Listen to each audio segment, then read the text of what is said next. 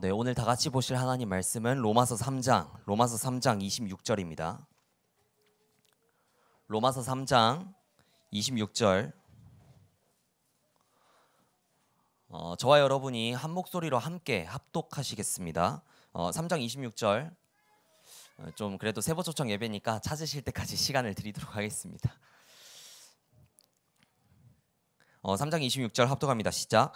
곧 이때에 자기의 의로우심을 나타내사 자기도 의로우시며 또한 예수 믿는 자를 의롭다 하려 하심이니라. 이는 하나님의 말씀입니다.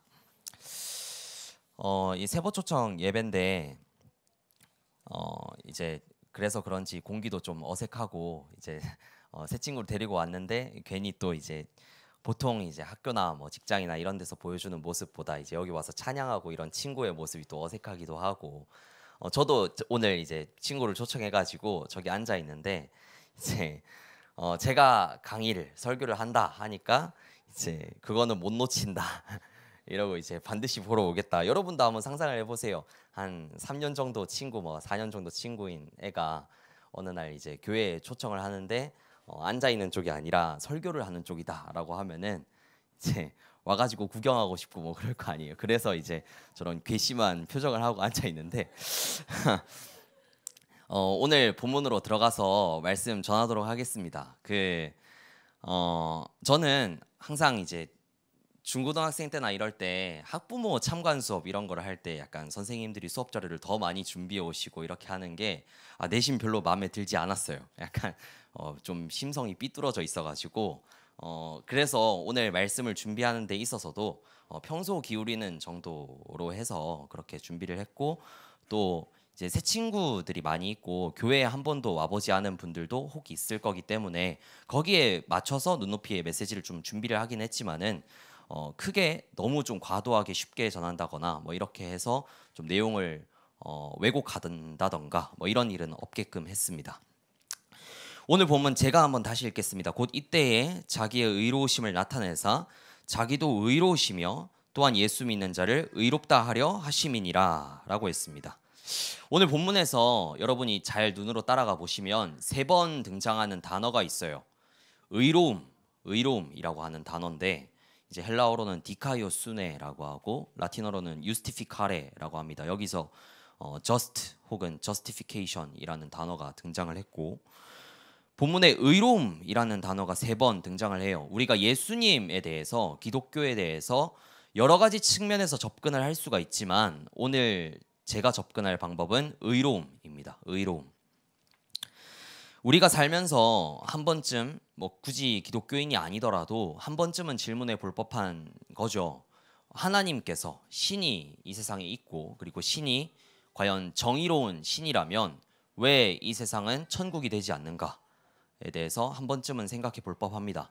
그리고 이를 실제로 다루는 학문 분야도 있고 그렇습니다. 우리는 오늘날 생각하기로 신이 정의롭다면 세상이 천국이 되고 살기 좋은 곳이 되고 유토피아가 돼야 되지 않는가라고 생각을 하지만, 성경이 기록되던 당시, 그러니까 대략 한 2000년 전에서 3500년 전 사이의 사람들은 사고방식이 정반대였어요. 다시 말해 그들은 하나님께서 신이 정의롭다면 왜 세상이 천국이 되지 않느냐가 그들의 질문이 아니었고, 왜 세상이 지옥이 되지 않느냐, 이게 그들의 질문이었습니다.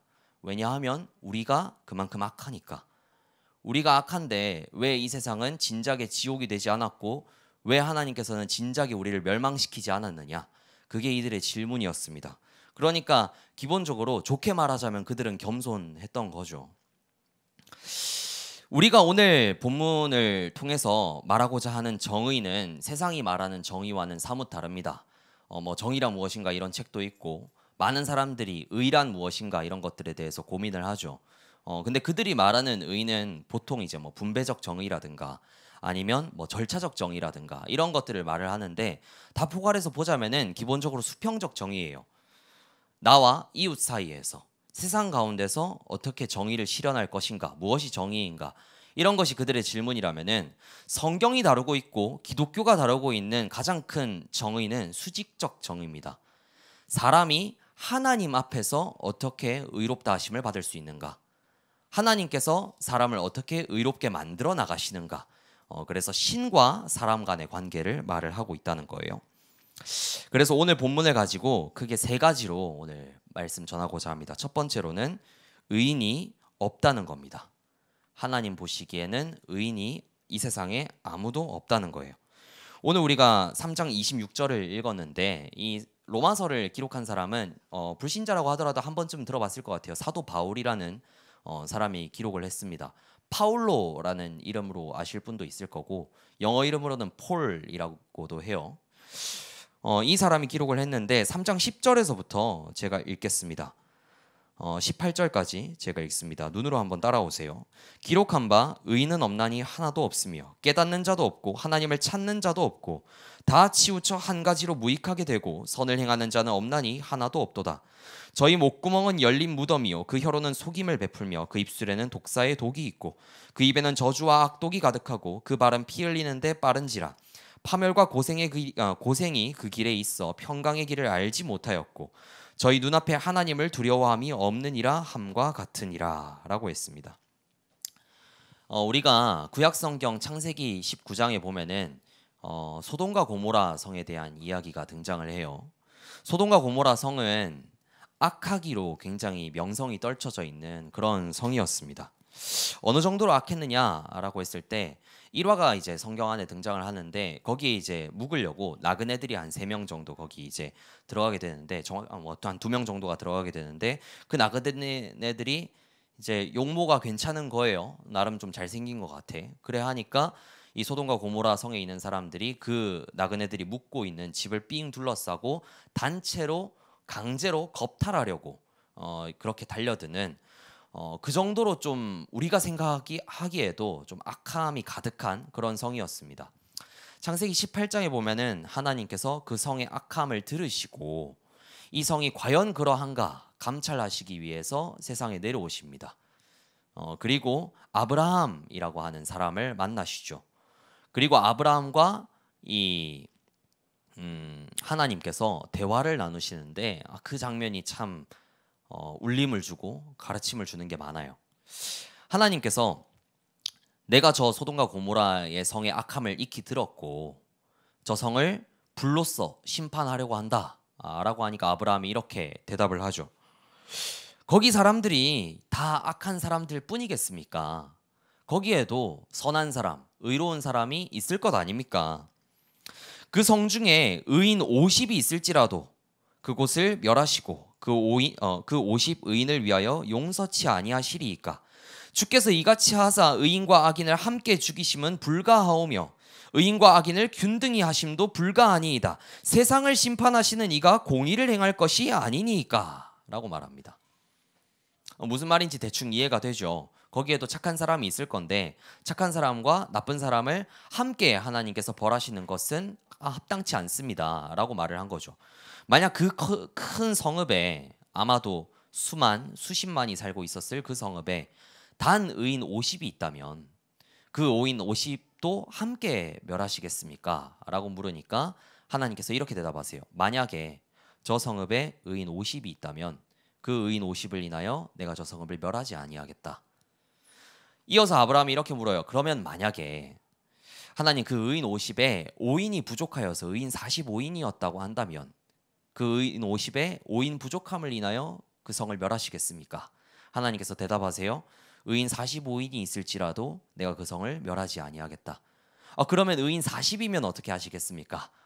그래도 내가 그 성을 아껴주겠다. 의인 30이면 그래도 내가 그 성을 아껴주겠다. 의인 20이면 사실 이쯤 되면은 좀 추한 것 같아요. 근데 이제 계속해서 시도를 합니다. 이제 요즘 말로 하면 마지막 찐찐막 하면서 이제 계속 이어나가는 거예요. 아브라함이 마지막으로 내가 이번만 주께 묻겠나이다. 의인 10명이 있으면 그 10명을 인하여서 저 성을 아껴주시겠습니까?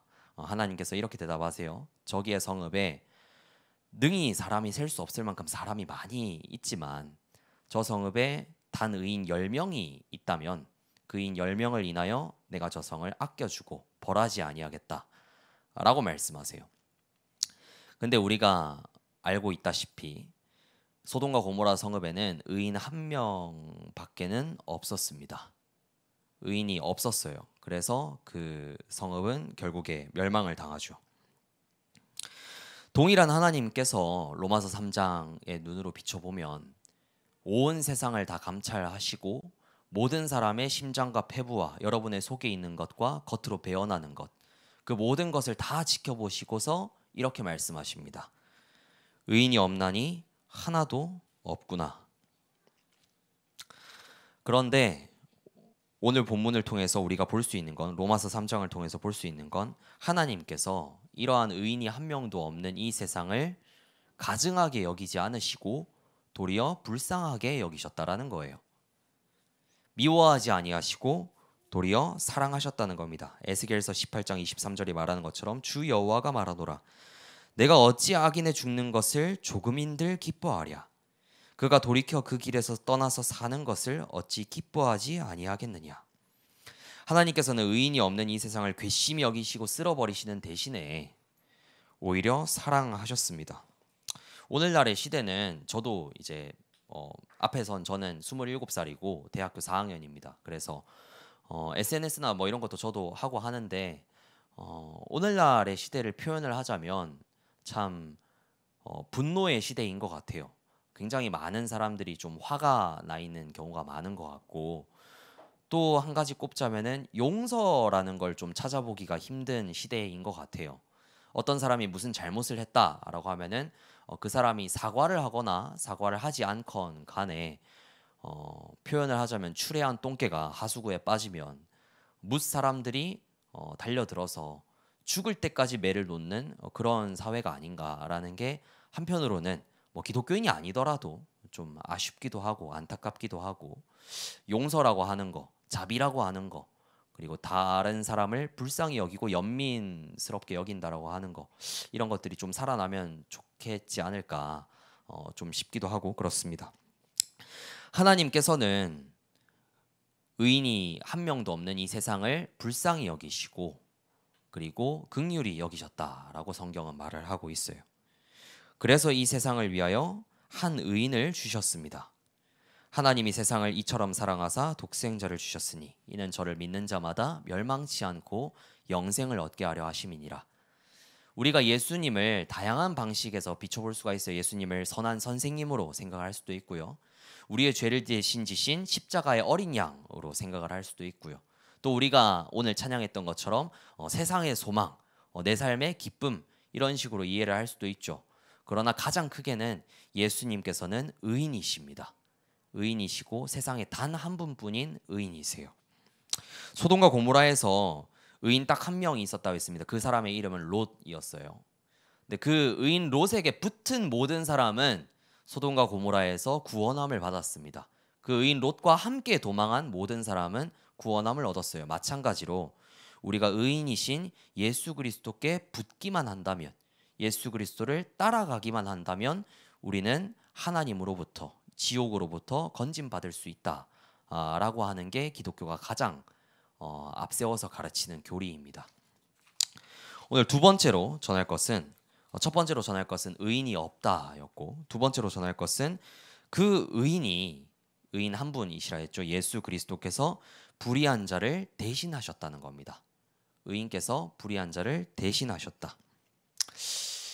한 번은 이제 신학교에서 한 학생이 굉장히 나이가 많으신 교수님께, 신학교 교수님께 이렇게 질문했어요. 그래서 선생님께서는 기독교에 대해서 많은 것을 알고 계시고 많은 것을 공부하셨는데 생각하시기에 기독교의 가장 중요한 가치가 무엇입니까? 기독교에서 가장 중요한 단어가 무엇입니까? 라고 물으니까 이 교수님이 한참을 고민하시다가 칠판에다가 이렇게 쓰셨다는 거예요. 헬라어로 휘페르라고 쓰셨다는 거예요.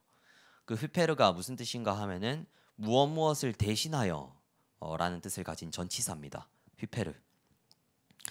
기독교의 복음은 이미 두 글자긴 하지만 두 글자로 표현을 하자면 대신입니다. 대신.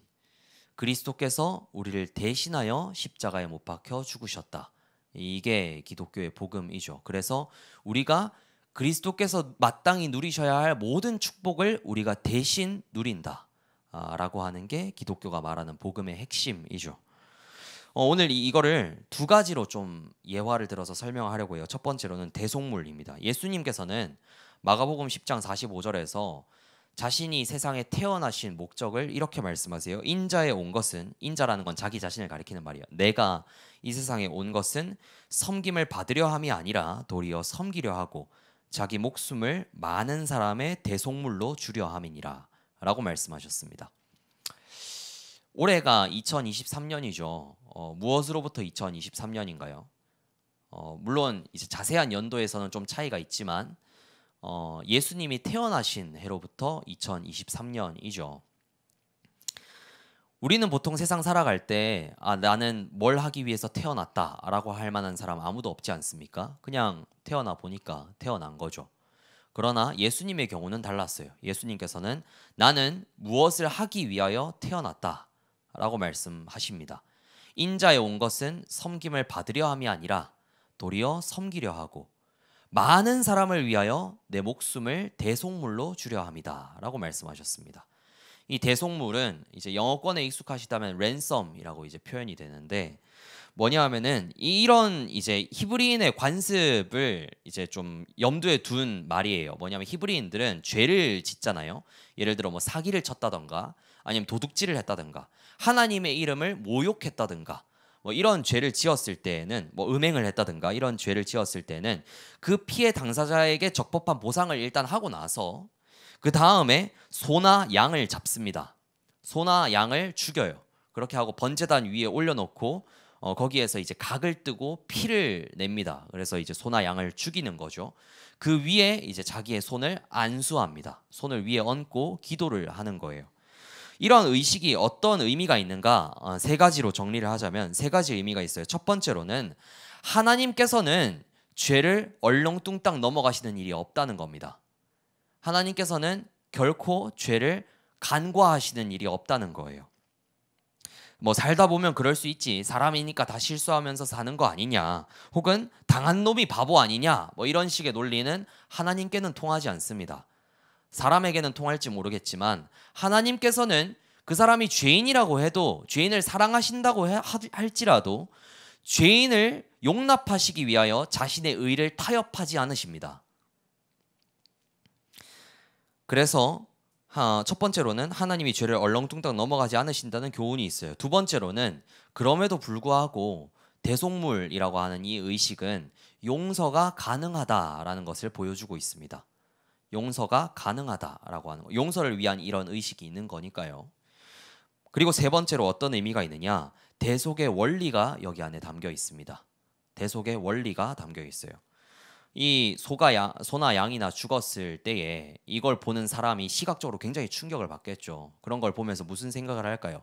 죄라고 하는 것이 반드시 죽음으로 갚아야만 할 만큼 끔찍한 일이구나 라고 하는 것을 깨닫겠죠. 그리고 그 머리 위에다가 안수하는 건 어떤 의미를 가지고 있습니까? 하나님, 이 양이 죽었을 때에 마치 제가 죽은 것처럼 여겨주십시오. 이 소나 양이 죽었지만 이 소나 양이 죽은 것으로 여기지 말고 내가 이 자리에서 내 죄를 지고 죽은 것으로 여겨주십시오 라는 의미를 담고 있어요. 그래서 이 소나 양을 뭐라고 말합니까? 대속물이라고 말합니다. 대신 죄를 속하는 물건이라는 의미로 대속물이라고 말을 하는 거예요. 그런데 예수님께서는 자기가 이러한 소로 이 세상에 오셨다는 거예요. 이러한 양으로 이 세상에 오셨다는 거예요. 내 목숨을 대속물로 주려 함이니라. 그래서 기독교인이 바라보는 십자가는 정치적인 비극이 아닙니다. 예수님께서 정치 수완이 부족하셔서 사람들에게 모함을 당하셔서 십자가에 못 박히셨다. 기독교인은 그런 식으로 바라보지 않습니다. 더 나아가서 우리 잊지 말아야 할 인류사의 비극이다. 이런 식으로 바라보지도 않습니다. 또한 더 나아가서 마음 한켠이 따뜻해지는 하나의 스토리다. 이야기다. 뭐 이런 식으로까지 받아들이지도 않습니다. 우리가 십자가를 어떻게 받아들이느냐? 이사야 53장에 말한 것처럼 그가 찔림은 우리의 허물을 인함이요 그가 상함은 우리의 죄악을 인함이라. 그가 징계를 받음으로 우리가 평화를 누리고 그가 채찍에 맞음으로 우리가 나음을 입었도다. 우리는 다 양 같아서 그릇 행하여 각기 제 길로 갔거늘 여호와께서는 우리 무리의 죄악을 그에게 담당시키셨도다. 이걸 우리는 믿고 있습니다. 두 번째로 이 대속을 어떻게 묘사를 하고 표현을 해야 될까를 고민을 해봤는데 바라바라는 죄인으로 표현을 하면 참 적절하겠다 싶었어요. 바라바라는 이름을 이제 들어본 분도 있고 안 들어본 분도 있을 것 같은데 이 사람은 예수님이랑 동시대에 살던 사람이에요. 그러니까 한 2000년 전쯤에 살던 사람이 되겠네요. 예수님께서 빌라도의 법정에 오르셔서 곧 있으면 이제 십자가에 못 박혀 죽으실 상황에서 재판정 앞에 서셨습니다. 당시는 로마 시대고 재판이 있어야 사람을 죽일 수가 있죠. 재판정 앞에 섰는데 군중은 막 이 예수님을 막 죽이라고 외쳐요. 저는 이 점에서도 교훈이 있다고 생각해요. 여러분은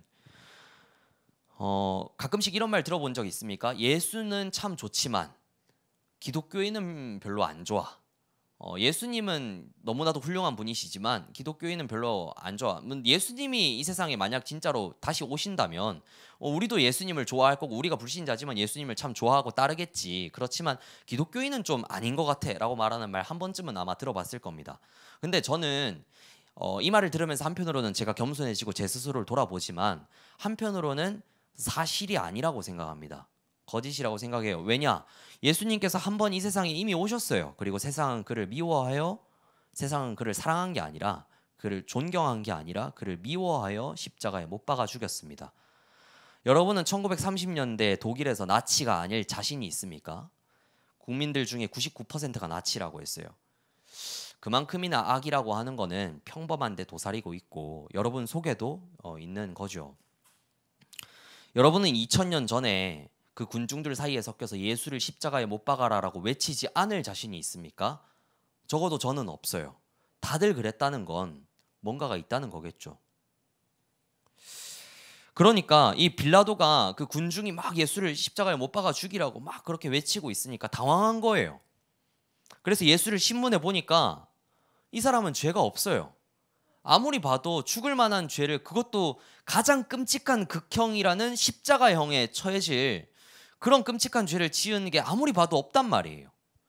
그래서 이 군중들 앞에 가서 소리칩니다. 이 사람은 죄가 없다. 내가 왜 이 사람을 죽여야 되느냐. 군중들은 더 크게 소리 지르기 시작합니다. 예수를 십자가에 못 박아라. 십자가에 못 박아 죽여라. 여기에는 여러 가지 배경이 있지만 오늘 그걸 다 설명하기엔 너무 시간이 길 것 같고, 어쨌든 군중은 그렇게 외치고 있었어요. 빌라도는 결국에 자기의 손을 털어버리면서 이제 세숫대야에다 물을 받아놓고 거기에 자기 손을 씻으면서 나는 모르겠다. 나는 이 사람의 피에 대하여 깨끗하니까 너희가 알아서 죽여라 라고 하고 이제 이 예수님을 군중들에게 십자가에 못 박혀 죽도록 내어줍니다. 그 내어주기 전에 빌라도가 마지막으로 이렇게 물어요.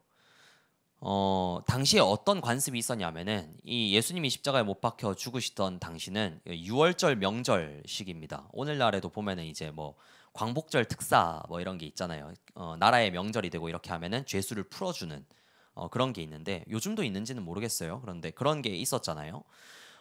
유대인들에게도 그런 풍습이 있었던 겁니다. 6월절이라고 하는 굉장히 큰 명절이 있었어요. 이때는 죄인을 풀어주는 그런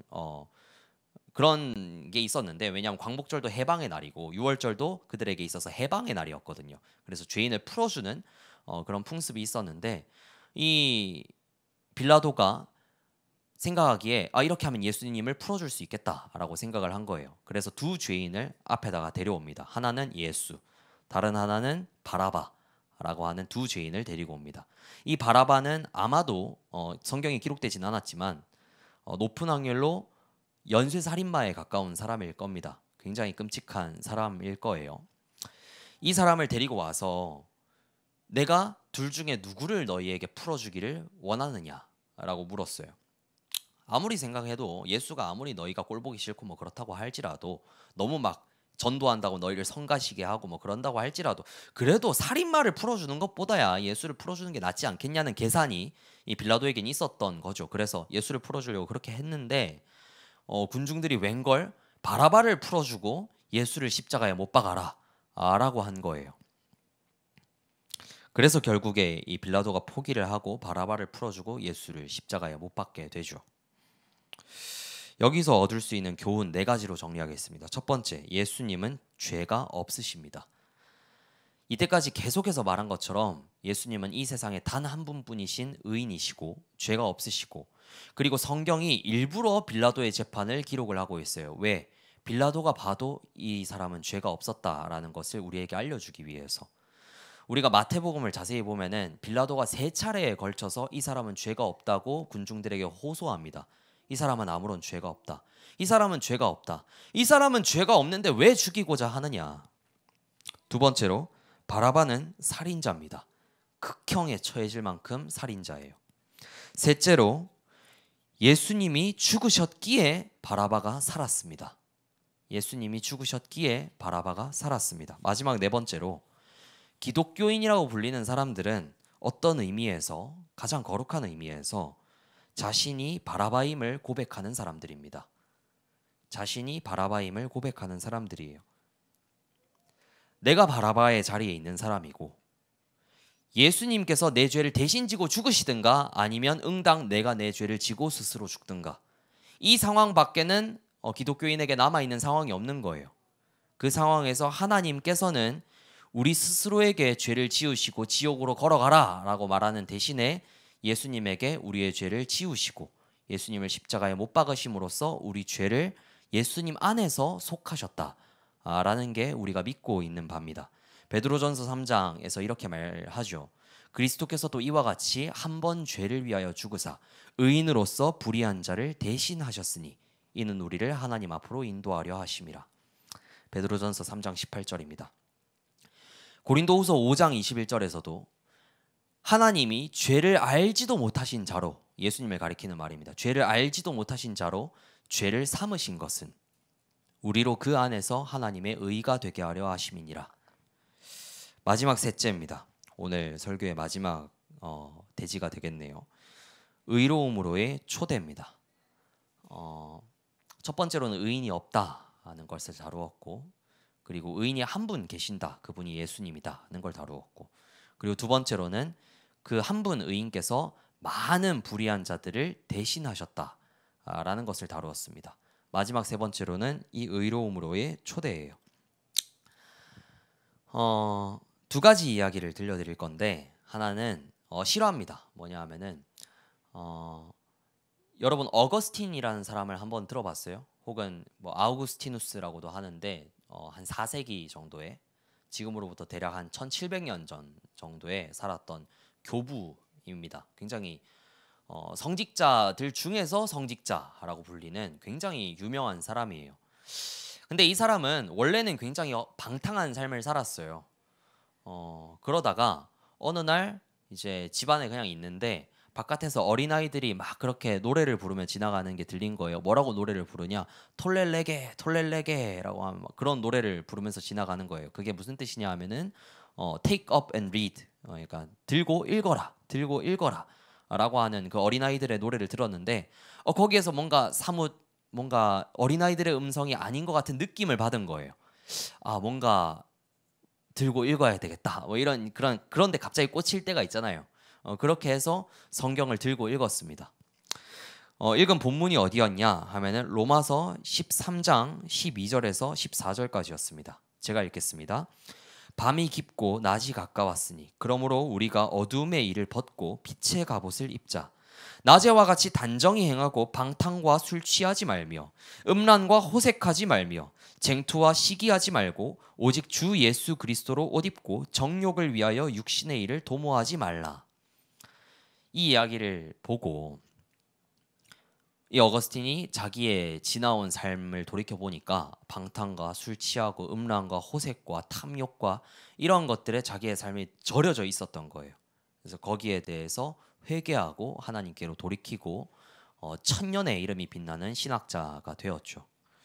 어느 날 이 사람이 이제 자기는 이제 회심을 했으니까, 회개를 했으니까 삶을 돌이키는데, 이 어거스틴이라는 이 사람은 원래 동거하던 여자가 있었거든요. 결혼은 안 했는데 동거하던 여자가 있었어요.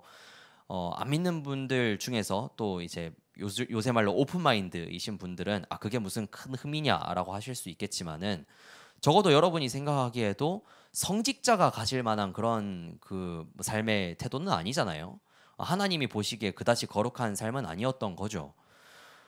그래서 이 동거하던 여자가 이 회심했다라고 말하는 이 어거스틴에게 찾아왔어요.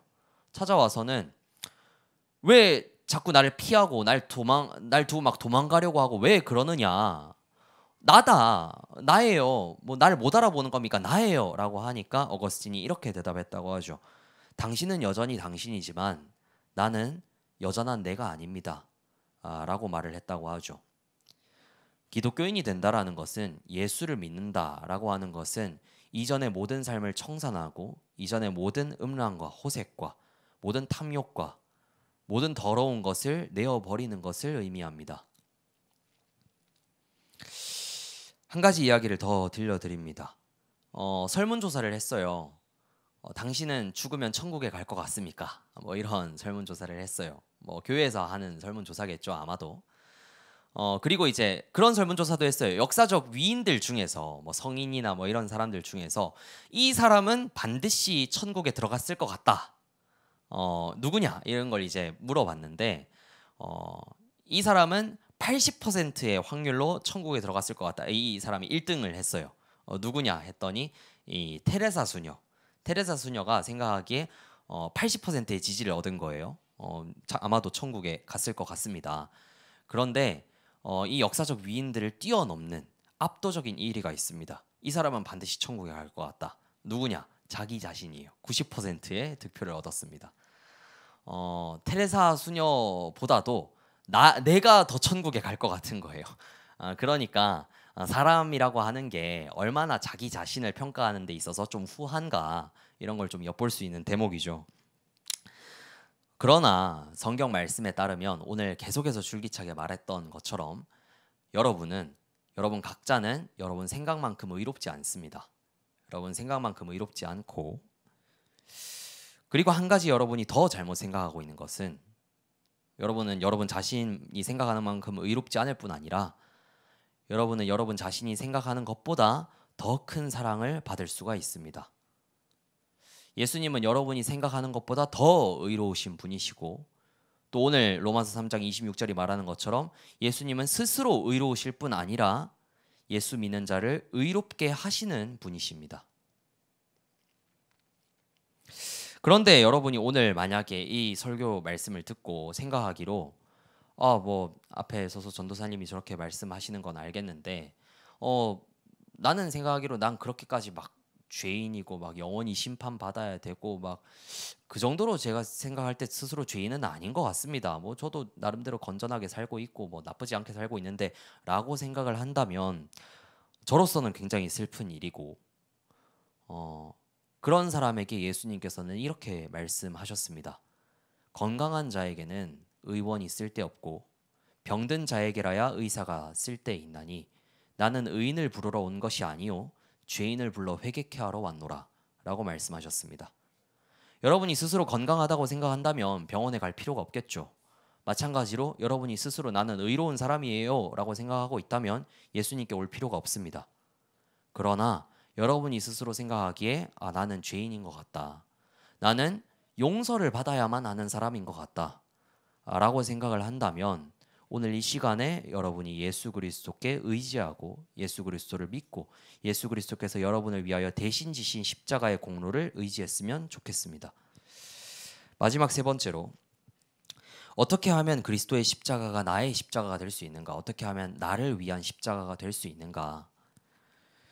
그리스도를 믿으면 그리스도는 여러분의 것입니다.